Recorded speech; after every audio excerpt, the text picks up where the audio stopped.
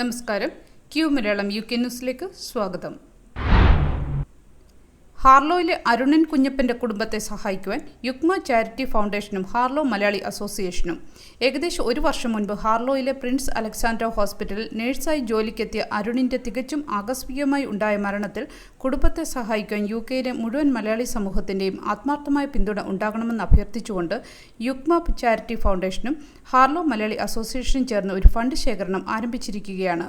കുടുംബത്തിൻ്റെ ഏക ആശ്രയമായിരുന്ന അരുണിൻ്റെ മരണത്തിൽ ഭാര്യയ്ക്കും പിഞ്ചുകുട്ടികൾക്കും കൈത്താങ്ങാകുവാൻ UKയിലെ മുഴുവൻ സുമനസ്സുകളും മുന്നോട്ട് വരുമെന്ന് പ്രതീക്ഷിക്കുന്നു. ലിങ്ക് താഴെ കൊടുത്തിരിക്കുന്നു. ഫ്രാൻസിൽ നിന്ന് ഇംഗ്ലീഷ് ചാനൽ കടക്കാനുള്ള ശ്രമത്തിനിടെ ചൊവ്വാഴ്ച ഒരു കുട്ടി ഉൾപ്പെടെ 5 പേർ മരിച്ചു. റുവാണ്ടയിലേക്ക് അഭയം തേടുന്നവരെ നാടുകടത്തുന്നതിനുള്ള ബില്ലിന് UK അംഗീകാരം നൽകി മണിക്കൂറുകൾക്ക് ശേഷമാണ് ഇംഗ്ലീഷ് ചാനൽ കടന്ന 5 കുടിയേറ്റക്കാർ മരിച്ചത്. ഫ്രഞ്ച് നാവികസേന 49 പേരെ രക്ഷപ്പെടുത്തി. കലൈസിൽ നിന്ന് ഏകദേശം 32 കിലോമീറ്റർ തെക്ക് പടിഞ്ഞാറ് നിന്നാണ് ബോട്ട് പുറപ്പെട്ടത്. പാർലമെന്റിൽ പാസാക്കിയ ബില്ലിന് ഈ ആഴ്ച റോയൽ അസന്റ് ലഭിക്കുമെന്നാണ് പ്രതീക്ഷിക്കുന്നത്. UK ഓപ്ഷൻ ഹൗസിൽ തേക്കിൽ കുത്തബ് മിനാർ മാതൃക. 19-ാം നൂറ്റാണ്ടിലെ 2.5 മീറ്റർ ഉയരമുള്ള കുത്തബ് മിനാർ 1828 6 നിലകളുള്ള തേക്ക് മാതൃകയിൽ UK ഓപ്ഷൻ ഹൗസായ ട്രൈവിറ്റ്സിൽ. ഇതിന് 20 മുതൽ 30 ലക്ഷം രൂപ വരെ വിലമതിക്കും. 2022 60-ാം വയസ്സിൽ അന്തരിച്ച ഇറ്റാലിയൻ ആർട്ട് കളക്ടർ കൗണ്ട് മാൻഫ്രെഡി ഡെല്ല ഗെറാർഡസ്കയുടെ സ്വകാര്യ ശേഖരത്തിലുള്ളതാണിത്. സെൻട്രൽ ലണ്ടനിലെ സെന്റ് ജോർജ് ഡേ റാലിയിൽ സംഘർഷം.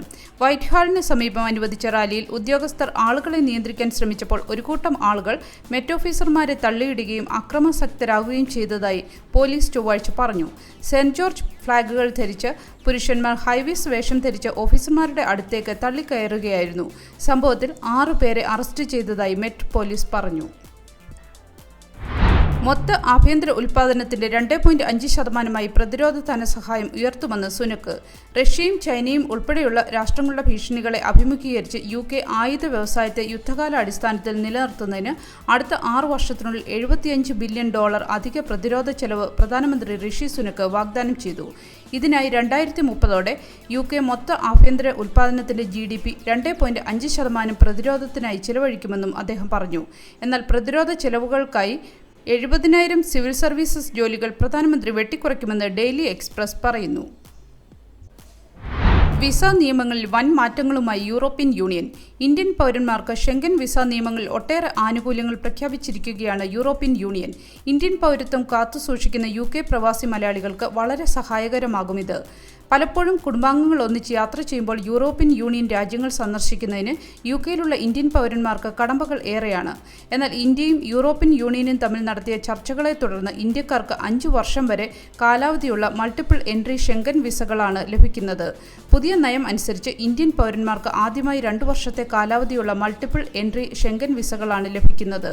യൂറോപ്യൻ രാജ്യങ്ങളിൽ വിസരഹിത പ്രവേശനമുള്ള രാജ്യങ്ങളിലെ പൗരന്മാർക്ക് ലഭിക്കുന്ന എല്ലാ അവകാശങ്ങളും ഈ വിസ ഉള്ളവർക്കും ലഭിക്കും. സൗജന്യ വോട്ടർ IDക്ക് അപേക്ഷിക്കാനുള്ള സമയപരിധി ഇന്ന് വൈകുന്നേരം 5 മണി. ഇംഗ്ലണ്ടിലെ ഏകദേശം 2700 കൗൺസിൽ സീറ്റുകളിലേക്ക് മെയ് 2-ന് നടക്കുന്ന തെരഞ്ഞെടുപ്പുകളിൽ 107 ലോക്കൽ അതോറിറ്റീസിനെയും 37 പോലീസ് ക്രൈം കമ്മീഷണർമാരെയും തിരഞ്ഞെടുക്കും. Greater Manchester, London, west Midlands ഉൾപ്പെടെയുള്ളിടത്ത് മേയർമാരെ തിരഞ്ഞെടുക്കുന്നതിനുള്ള വോട്ടെടുപ്പും ഇതോടൊപ്പം നടക്കുന്നു.